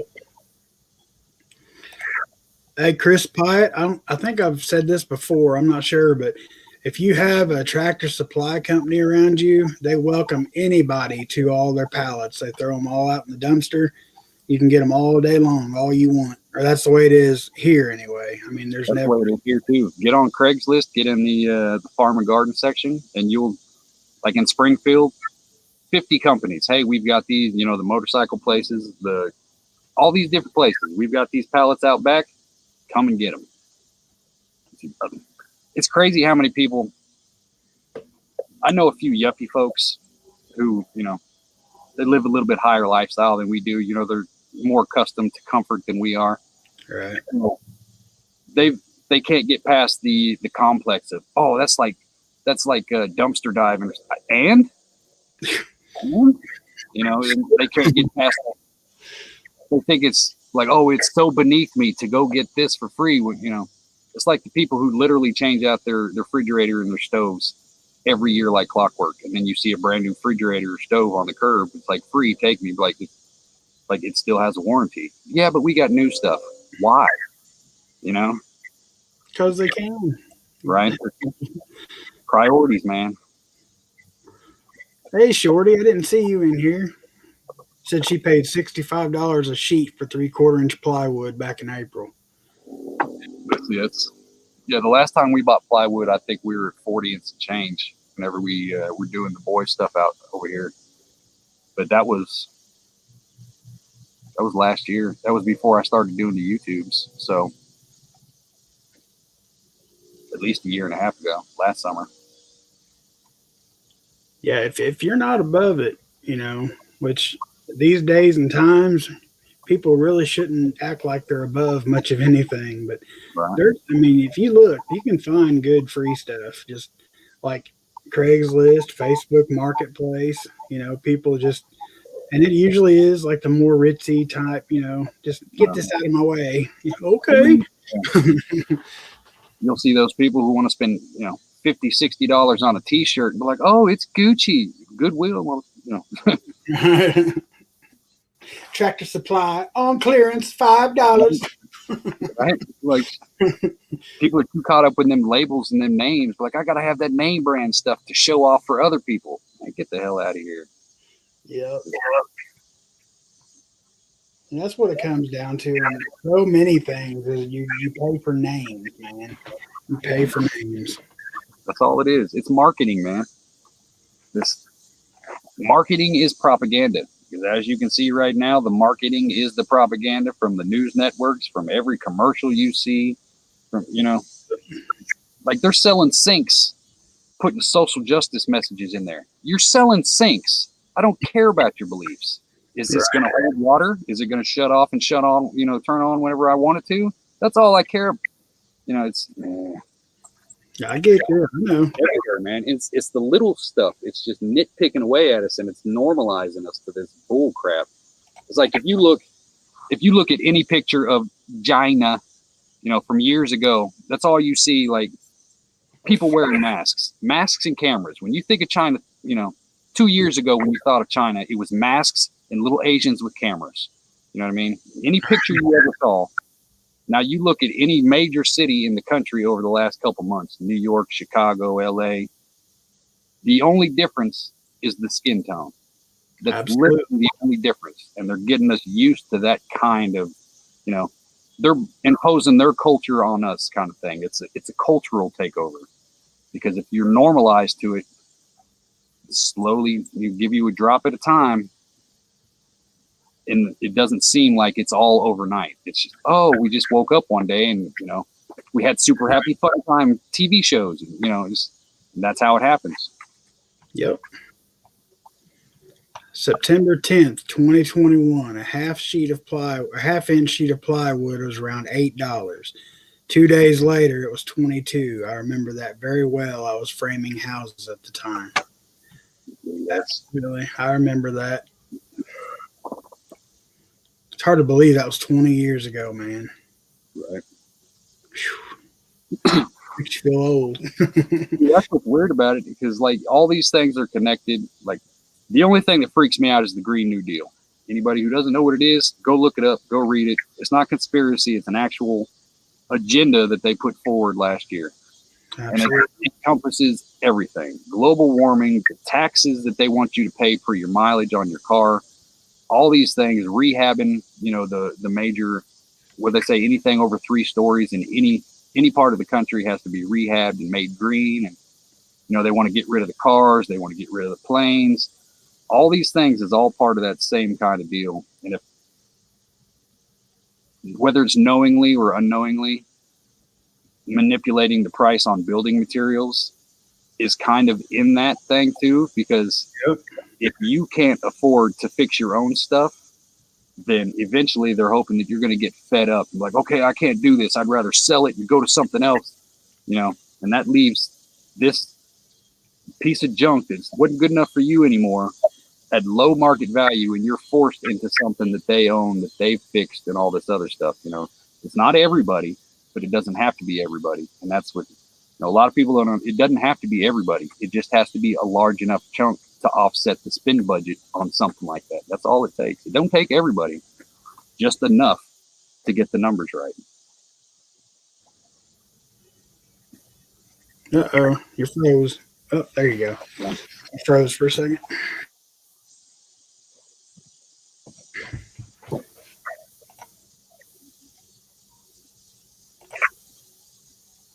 Well, what is happening? There it goes. Yeah, Never live your life in fear. This is why right to repair is a law to walk. Is that deal they did with the tractors a while back? The tractors and combines. They were saying, "Oh, it's locked down. You can't take your combine and stuff in." Is that just on my end, or is he? Am I glitching, y'all? I don't know if it's just on my end or if you're. Hey, Elites Enslave Us. Good to see you. Jennifer Cruz. Good to see you. It might just be on my end. Nobody else is saying anything.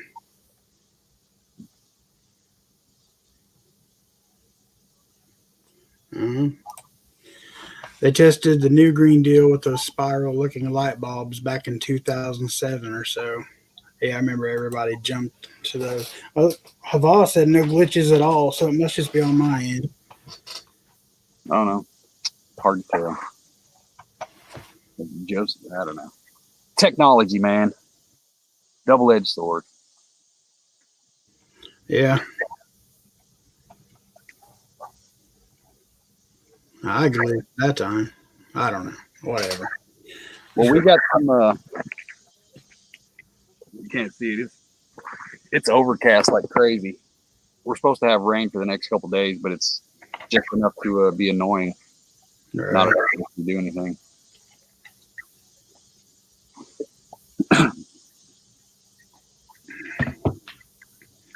That's another thing.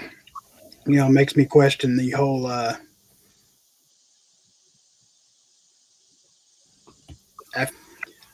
If I read it correctly, now correct me if I'm wrong. Isn't Afghanistan like the leading producer of lithium? I'm not sure. Because what kind of batteries are all these new electric cars going to take? My wife said we're both glitching. Okay. Well, not all just a mine. I'm not sure because I know that there's a mine in South America somewhere that does the batteries for those, and I know there's a mine in Africa somewhere that does those, but I'm not sure exactly, how that process works. I'm pretty sure I know, like the opium, the poppies. I know they're like one of the leading producers of that, and that could be bad in several different ways. But I was kind of thinking about that earlier because maybe I misread it, but I could have swore it was something about the lithium comes from there as well to make those batteries. It's like, well, that kind of all makes sense. It's like, what kind of mining does Ethiopia have? China owns Ethiopia flat out. Ethiopia owes them hundreds of millions of dollars for infrastructure that they've been doing over the last couple of years. So, the head of the CDC, remember that guy, Ethiopian guy that was in charge of all that? It's because, China owns Ethiopia because they let them buy them out for a little bit of infrastructure. So if we would have stopped wasting so much time in the Middle East on all these people who don't give a damn about their own safety and focused on these African countries where these people really need it and that will put in the work to survive and defend themselves. Absolutely. Think of the access to all the natural resources and the rare earth elements that can literally only be found in some of these spots. But yet we're just acting like they're not even there. We want to focus on this other nonsense that has nothing to do with anything. So many opportunities out there. Like if we actually spent the money to fix up some, instead of just saying, hey, here's a pallet full of cash, do with it what you want. We're not going to audit you. We're not going to just here, take this and shut the hell up. We actually sent contractors in to say, no, this is what it's for. we're going to fix your infrastructure. Anything after that is on you. Right.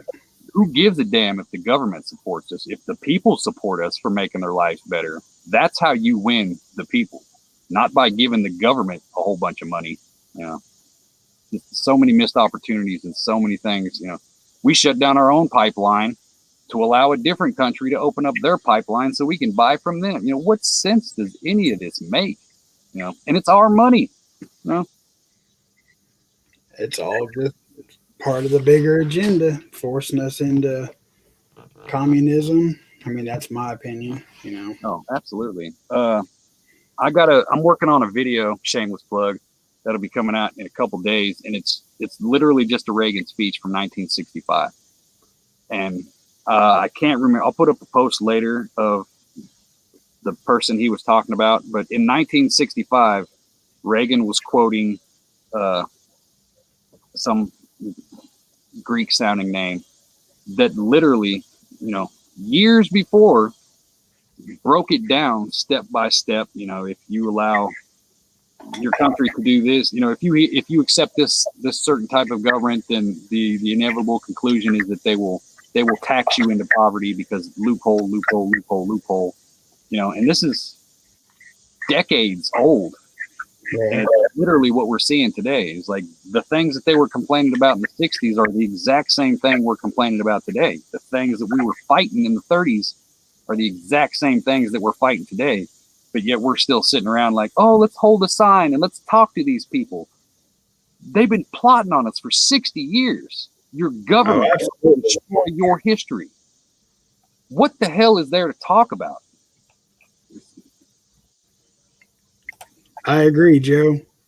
I don't want this to taken the wrong way, but we don't deserve to survive or win if the stuff going on is the best America has. Exactly. You know, I was talking about that the other night, man. You know, you took like down in South Africa and Puerto Rico, or not, yeah, Puerto Rico, Costa Rica, wherever, you know, people rioting. I mean, literally all they have to fight with is sticks and rocks, and they're getting shot down, whether fatally or with rubber bullets. They're getting maced, they're getting beat down, but they keep fighting, you know, knowing they're going to get the rear ends handed to them every day. They keep fighting. And why? Why is the U.S. not making some kind of effort? You know, it's just so disheartening, and that falls into just what he just said. You know, if not enough people's willing to stand up and take back what's ours, you know, we don't deserve it. You know, Right. Yeah. You get the government you deserve. I can't remember who said it, but he said every country gets the government they deserve. absolutely, Five.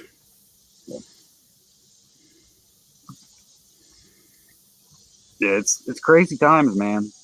I don't like. What do you think is going to come? You think we're going to have a peaceful winter, peaceful spring? You think something's going to kick off between now and then? You think it's a long game they're waiting? You know, is there something in the works that they're just waiting to slam us with? Well, I think actually, me and Joe were talking earlier. I think it's going to be something that'll hit right around the middle of fall and set us up for a long, cold winter.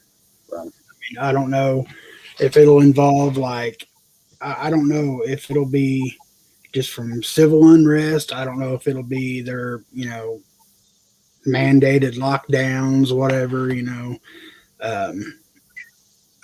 because he made it more than clear yesterday that in that speech that he's not done. You know, he will come up with more ways to get people to take this shot, and it has been approved. The bill passed that if it comes to FEMA having to build camps and stuff, that's an option now. And I mean, I just think it could be a really long winter, man.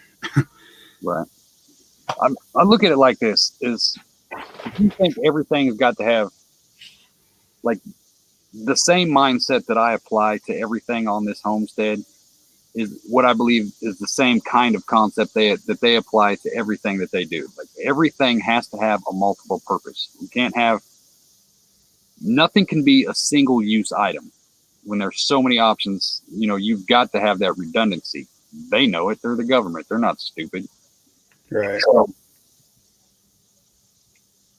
remember for a while there, it was a big thing. Happy holidays. You know, everybody knows that. They're trying to destroy the holidays, Christmas, Thanksgiving, you know, all these different things they're trying to get rid of. Like last year, how many people had to miss Thanksgiving? But a year later, how many people have just accepted it and they're used to it now? So if they have to miss Thanksgiving again this year, I don't think there's going to be as many pissed off people as there was last year because they're used to it now. You know, I think you're absolutely right. because if they lock us down again over the fall, they say, okay, you know, the way I'm thinking, you know, I could be wrong. It's just the way I see things. Come October, before Halloween, they're going to start pushing something crazy. Something new is going to, you know, the October surprise. Something crazy is going to pop up. You're going to get through Halloween, you know, and then slowly as you get closer to Thanksgiving, it's going to get hyped up more and more and more. And then something's going to happen. We're sorry, guys. We really want you to have this holiday to where you can get with your family and friends again. But X, Y, and Z happens, so we have to do X, Y, and Z here. You know, and it's... They imprisoned half of this country, lost a year of their lives Voluntarily. and nobody did a damn thing about it. It's a test run. Silverback prepping made a good point the other day. It's like a snake. You get a boa around your neck, it's going to squeeze to a certain point, and it's going to ease up so you can readjust and it can readjust so it can squeeze tighter. It wants to see how far it can push this, back off to see what your reaction will be, so they know how far to push it the next time. You know, and people don't seem to understand this. Like, okay, that was last year. We've had spring and we've had fall and we've got to go to the restaurants and look, life's good again. Then, it's back. Well, they got us through it the last time. It'll come again. You know, it's one of those things. It's like, you've got that hope. Like, hey, we even though we took your freedoms, we gave them back to you for a couple months, you know, at a limited capacity, but you got them back. So if we have to do it again, trust us that we'll give it back to you again. But when has the government ever took a single damn thing and gave it back? I can't name one single thing in the history of ever of this country that they have taken something, one of our freedoms, one of our liberties, and gave it back voluntarily. It's never happened, and it's never gonna happen.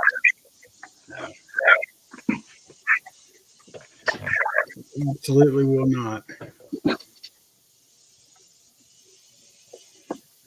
So what? Let's see. I honestly, there will be people that, you know, oh no, we're locked down, I got to stay home. But, you know, I, for one, you know, whatever. Unless there's like armed roadblocks, you know, right out here on the highway or something, you're not keeping me in my house. Right. You know, I'm clearly not going to try to blow through a roadblock just to go to the park or something, you know. Right. But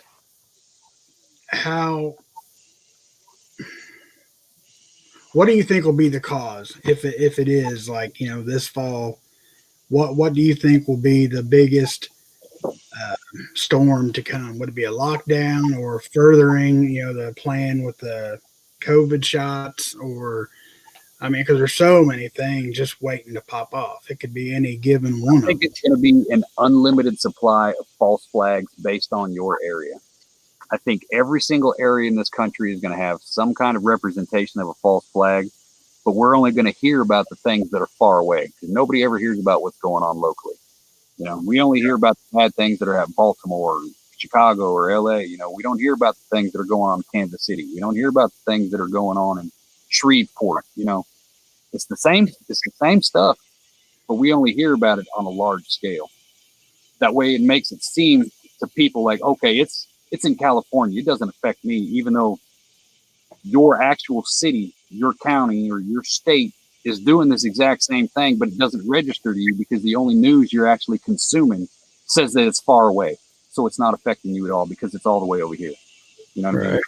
I've flip-flopped on this a couple times. You know, I'm not going to hide it. I used to have the saying, why would I carry an umbrella in Missouri if it's raining in New York? You know what I mean? A year ago, that statement meant something. Today, it doesn't. because the situation has completely changed. Everything's up in the air now. You can't base what's going to happen over the next couple of years on what happened over the last year, because it can only get amped up. If it was to slow down, if it was to pause or stop, all the chaos and the drama that's been going on, that in itself would cause chaos and drama. Because you're like, okay, where did it go? Right. It can't, it has to be a soft push, because people can't adjust to a sudden overnight thing. You know what I mean? So it's everything, man. It's everything. There's going to be false flags. There's going to be, fake news, as always. That's not going to change. But if anything, it's everything that's already happened, plus the 10,000 things that they've added on top of it over the last month, and what they're going to add on top of it over the next month. It's too unpredictable to make any kind of judgment, or any kind of, be prepared for everything is the only choice you've got. Even the things you can't think of, even the things that seem like they're far out there. If aliens came here and blew up the Louvre and knocked down the Eiffel, I would not be surprised now, because that's the only thing left that could happen. Right. I agree, man. We finally captured Bigfoot, something like that. Yeah.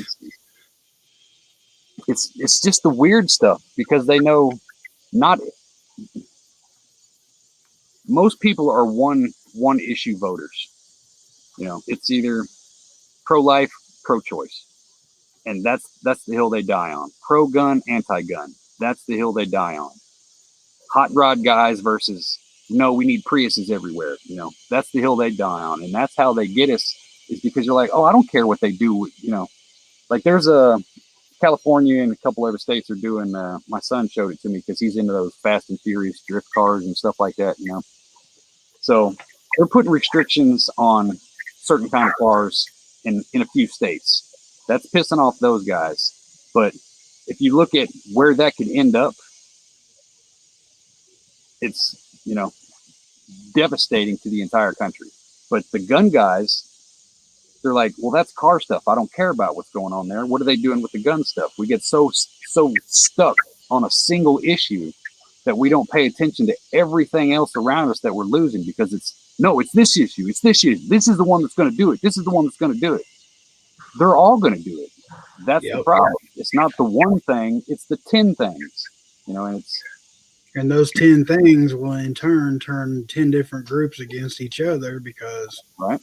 Well, you're not worried about my cause. I ain't worried about yours, when actually everybody needs to stand together for all 10 causes, Yeah, because all these causes are the same. Whether they want to take your guns away, or whether they want to tax you, tell you can't own a car.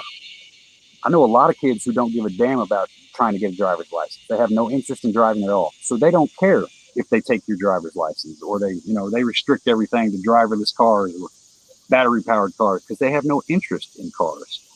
It doesn't affect you until it does. But being stuck in that one issue is what,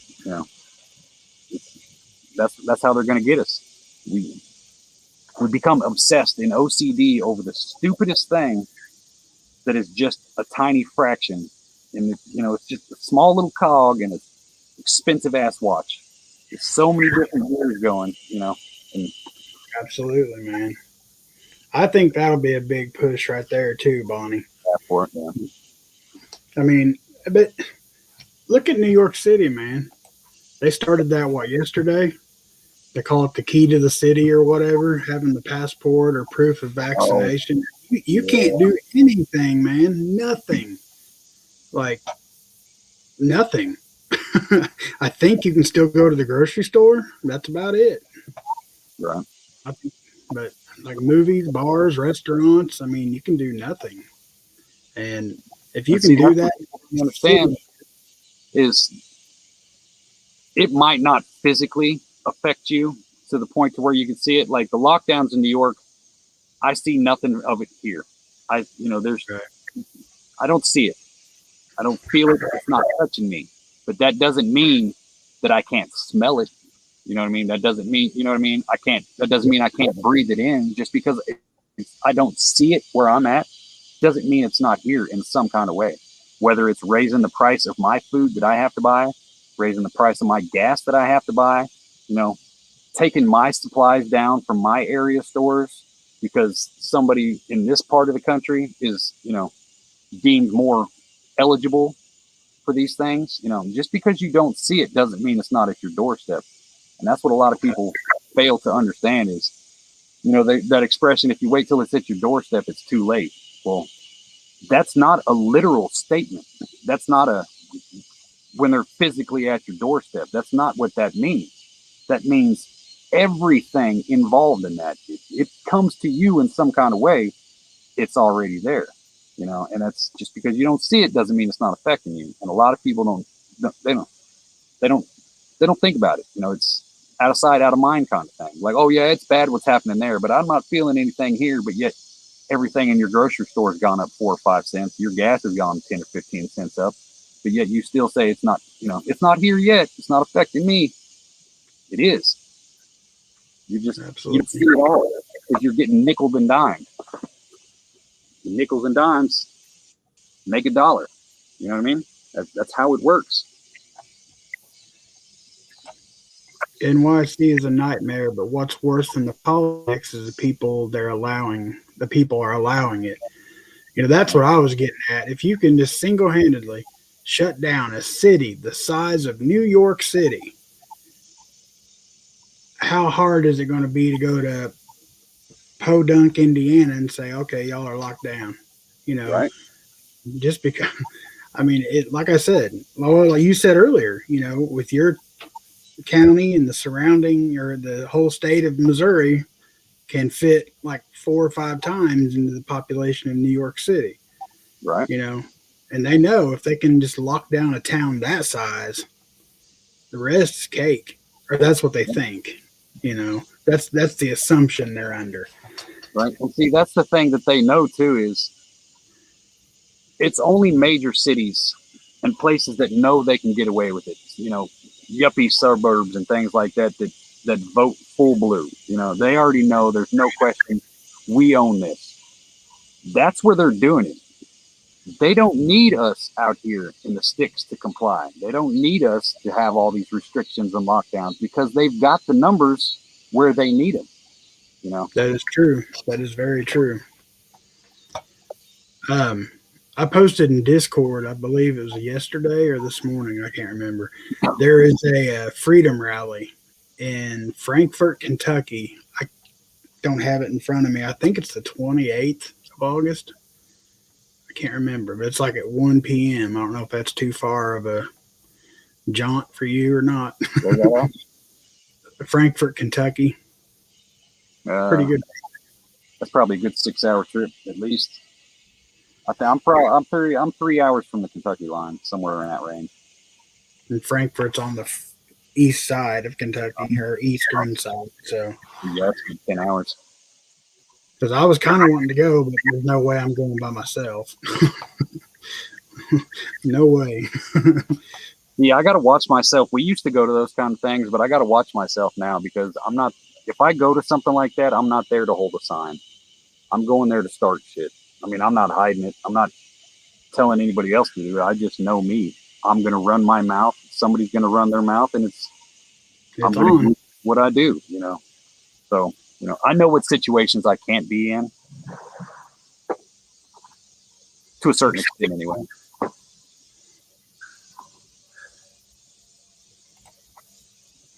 But see, yeah, these people live in the bubble.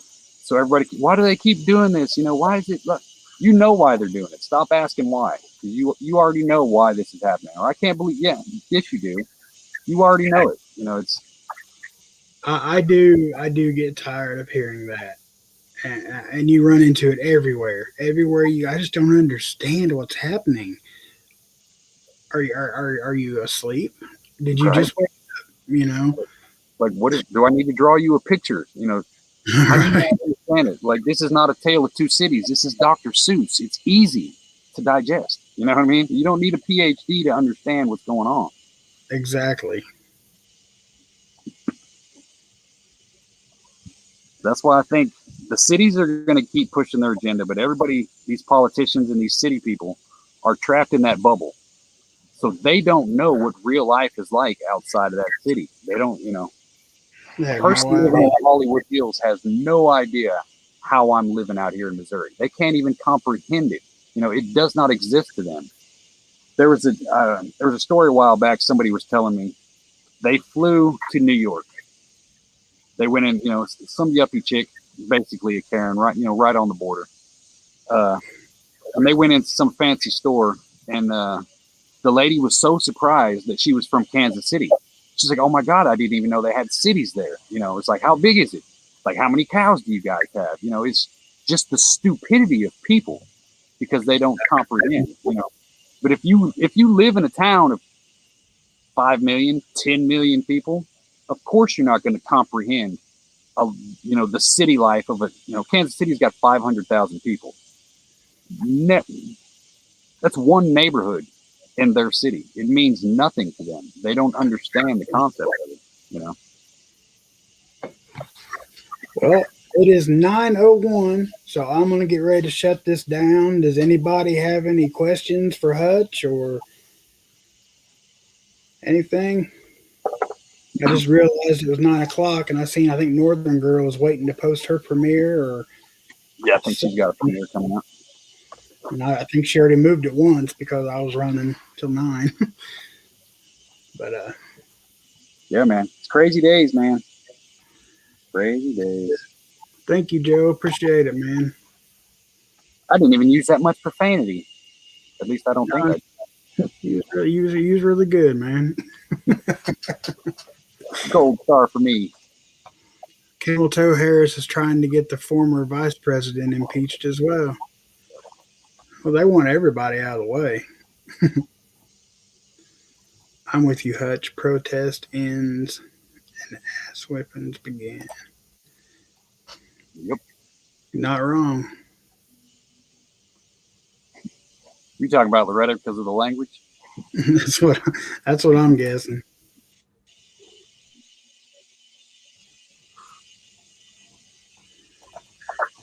I do have a garden premiere. Moved it a few times. Great chat, Papa Pepper and Hutch.